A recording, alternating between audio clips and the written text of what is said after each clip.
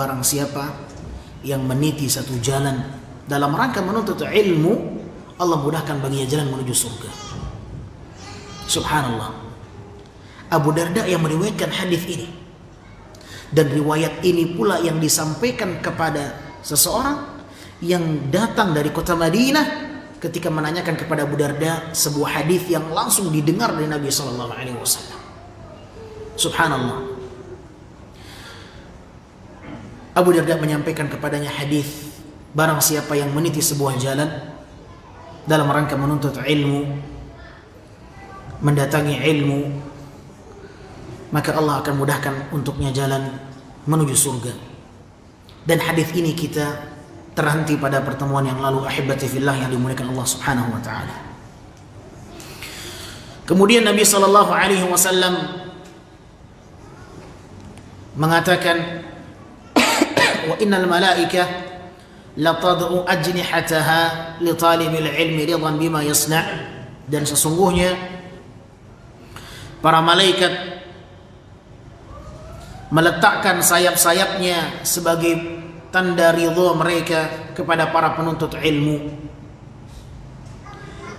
Wa hadha yahtamil an yakuna ma'nahu ala haqiqatih.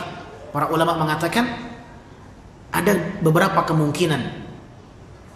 Kemungkinan yang pertama, malaikat benar-benar meletakkan sayapnya dan mengenai penuntut ilmu itu. Ay tad'u ajnihataha wa in lam yushahad. Kemungkinan yang pertama, kata ahlul ilmi, malaikat betul-betul meletakkan sayapnya dan mengenai penuntut ilmu walaupun mereka tidak menyaksikan itu. Ini kemungkinan yang pertama.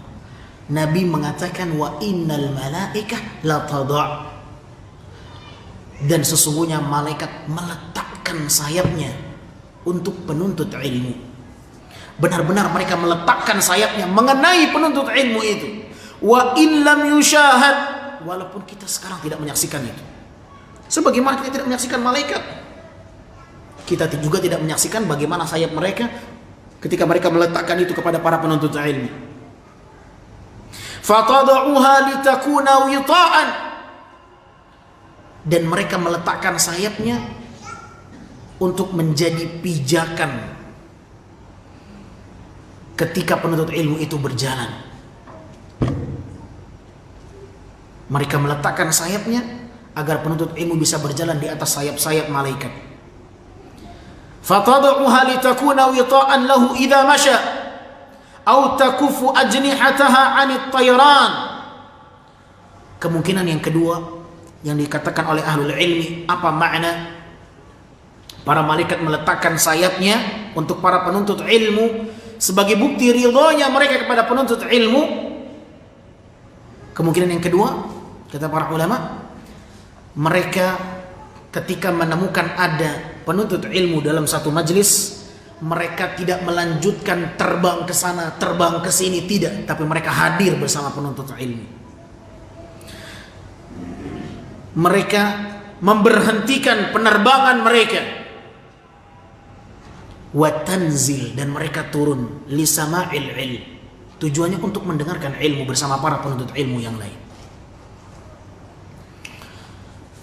Ini diantara makna yang dikatakan oleh Nabi sallallahu alaihi wasallam, wa innal malaikah la tad'u ajnihataha ridan li talibil ilmi ridan bima yasna', dan sesungguhnya para malaikat meletakkan sayap-sayap mereka untuk para penuntut ilmu sebagai tanda bahwa mereka ridha dengan apa yang diperbuat oleh para penuntut ilmu itu. Subhanallah. Kemudian Nabi alaihi salatu wassalam mengatakan, wa innal alim, dan sesungguhnya orang-orang yang alim, yang berilmu, yang menuntut ilmu, yang mengajarkan ilmu, yang berkecimpung di dunia ilmu, yang menyelami ilmu, la yastaghfiru lahu, mereka akan dimintakan ampunan untuknya. Oleh siapa?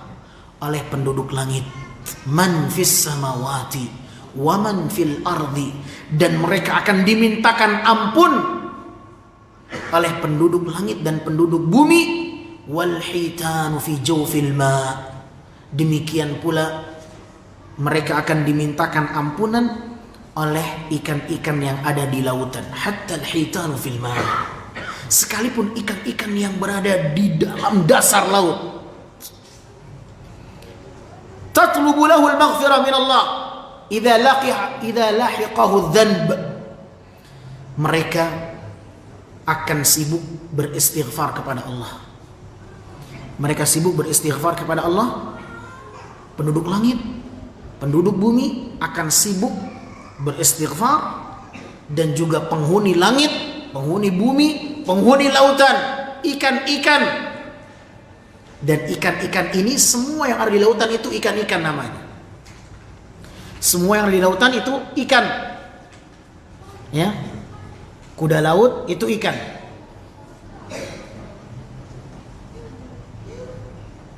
Cumi itu ikan. Semua yang di lautan itu ikan. Ya.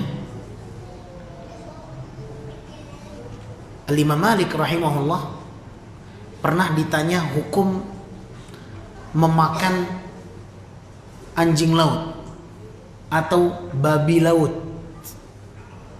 Imam Malik rahimahullah pernah ditanya, apa hukumnya kita makan anjing laut atau babi laut? Ada babi laut? Ada. Hah? Oh, jangan kayak pasar ribut. Hah? Pernah lihat babi laut? Di TV ada, di SeaWorld ada kayaknya. Saya pernah ke SeaWorld itu di Jakarta Utara, di Ancol itu. Dulu masih kecil pernah diajak ke sana. Ini apa ini? Ini babi laut, masya Allah. Ya, nggak usah ke sana, lihat di YouTube aja. Kejauhan ke sana, habiskan waktu. Imam Malik pernah ditanya, apa hukumnya makan anjing laut atau babi laut? Karena namanya anjing atau babi. Dan sang penanya ingin mengetahui apakah hukumnya sama dengan makan-makan ikan yang lain di laut itu, atau karena namanya anjing maka menjadi haram. Maka Imam Malik mengatakan, kalian yang menamakan anjing, kalian yang menamakan babi laut, saya menamakan ikan semuanya. Yang di laut semuanya ikan, kata Imam Malik. Tidak pernah Nabi mengatakan ini anjing laut, ini babi laut, tidak pernah Nabi mengatakan ini. Semua penghuni lautan ikan namanya, kecuali ada manusia yang meninggal di situ. Jadi cumi, kepiting, kerang, gurita itu masuk dalam kategori samak. Semua penghuni lautan dinamakan ikan. Ya, kalian saja yang menamakan itu babi, anjing laut, kuda laut, putri duyung. Kalian yang menamakan. Saya tidak menamakan itu, kata Imam Malik. Saya menamakan semuanya ikan. Ini ulama, kecerdasan para ulama. Kalian yang menamakan itu. Saya tidak menamakan itu. Baik. Maka halal. Anjing laut halal, kuda laut halal, manusia laut yang nggak halal. Kalau ada manusia mati di situ nggak halal. Taib ahibati fillah, Allah subhanahu wa ta'ala. Maka semua penghuni lautan, hatta al-hitanu fil ma, sampai ikan-ikan di lautan, mereka beristighfar. Untuk siapa? Untuk para penuntut ilmu, untuk mereka yang sibuk dengan ilmu. Setiap kali antum sibuk dengan ilmu, antum membaca kitab, antum hadir di majelis ilmu, antum menyampaikan ilmu, antum mengajarkan ilmu, antum belajar tahsin, belajar Al-Quran, mengajarkan ilmu, antum sibuk dengan ilmu, ketika itu argo istighfar buat antum berjalan. Sekalinya antum sibuk dengan ilmu, seketika itu argo istighfar untuk anda berjalan. Antum di mobil dengarkan ilmu yang disampaikan, insya Allah antum dapat istighfarnya mereka semua. Penduduk langit, penduduk bumi, hatta al-hitanu fil ma, sampai ikan-ikan di laut, sampai ikan-ikan di laut. Dalam riwayat yang lain, hatta an-namlata fi juhriha, sampai semut-semut di lubangnya beristighfar untuk mereka para penuntut ilmu. Subhanallah. Tidak kebayang ma'asyil muslimin. Ini perkara yang gaib. Dan kita yakin dengan apa yang dikatakan oleh Nabi SAW. Kita harus yakin itu. Tidak mungkin kita bisa mendeteksi bagaimana cara mereka beristighfar. Karena cara mereka bertasbih dengan cara mereka sendiri, dengan ciri khas mereka. Sebagaimana kodok suaranya dikatakan apa? Tasbih. Fa inna naqiqahat tasbih. Kata Nabi, jangan kalian membunuh kodok. La taqtulud difda' fa inna naqiqahat tasbih. Jangan kalian membunuh katak kodok. Walaupun sebagian ahlul ilmi mendhaifkan riwayat itu. Akan tapi sebagian ahlul ilmi mustanas bihi. Karena suara yang keluar dari katak kodok tasbih. Ya, kita nggak pernah tahu ini suara ini apa maknanya. Wa in min syai'in illa yusabbihu bihamdihi walakin la tafqahuna tasbihahum. Kata Allah, tidak ada sesuatu apapun melainkan semuanya mereka bertasbih. Hanya saja kalian yang nggak faham tasbihnya mereka, kata Allah. Wa in min syai'in illa yusabbihu bihamdihi walakin la tafqahuna tasbihahum. Tidak ada makhluk-makhluk Allah, ya, tanaman, tumbuhan, bebatuan, ikan, semut, katak, melainkan semuanya bertasbih kepada Allah. Walakin, akan tetapi kalian yang tidak faham cara bertasbihnya mereka, kata Allah. Walakin la tafqahuna tasbihahum. Kalian yang nggak tahu cara bertasbihnya mereka. Mereka bertasbih. Mereka juga beristighfar. Untuk siapa? Bukan untuk mereka. Mereka beristighfar bukan untuk mereka. Mereka bukan makhluk yang bermaksiat kepada Allah. Pernah dengar semut bermaksiat kepada Allah? Pernah dengar batu bermaksiat kepada Allah? Sehingga mereka harus beristighfar kepada Allah Azza wa Jalla?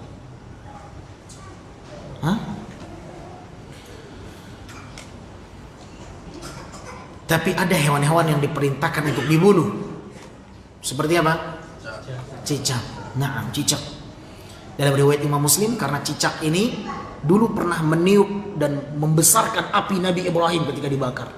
Makanya disunahkan bagi seorang muslim untuk membunuh cicak. Dalam riwayat Imam Muslim, karena cicak ini termasuk di antara fawasiq, hewan yang merusak. Ya. Makanya membunuhnya dapat pahala 100 pahala, kata Nabi. Sekali pukul mati dapat 100 pahala, kata Nabi SAW. Satu kali pukul dapat 100 pahala. 2 kali pukul turun nilainya, enggak 100 lagi. Maka usahakan sekali pukul langsung mati. Dan ada beberapa hewan-hewan yang memang diperintahkan oleh Nabi SAW untuk dibunuh. Di antaranya tikus, al-fa'ar. Ini perusak fawasiq. Ya. Kemudian thu'ban, ular. Kemudian al-aqrab, kalajengking. Kemudian apa lagi? Al-hid'ah, burung gagak. Nah, kalau bisa. Ya. Itu hewan-hewan yang diperintahkan untuk dibunuh. Tikus, fa'ar. Itu harus dibunuh. Taib. Nabi SAW mengatakan hatta al-hitanu fil ma', sampai ikan-ikan di laut, Allahu Akbar, ternyata mereka beristighfar. Bukan untuk mereka, untuk para penuntut ilmu. Namun kita sering tidak menyadarinya, ahibati fillah. Jangan antum mengira kehadiran kita di sini tidak melibatkan mereka. Kehadiran kita di sini membuat makhluk-makhluk Allah sibuk melayani kita.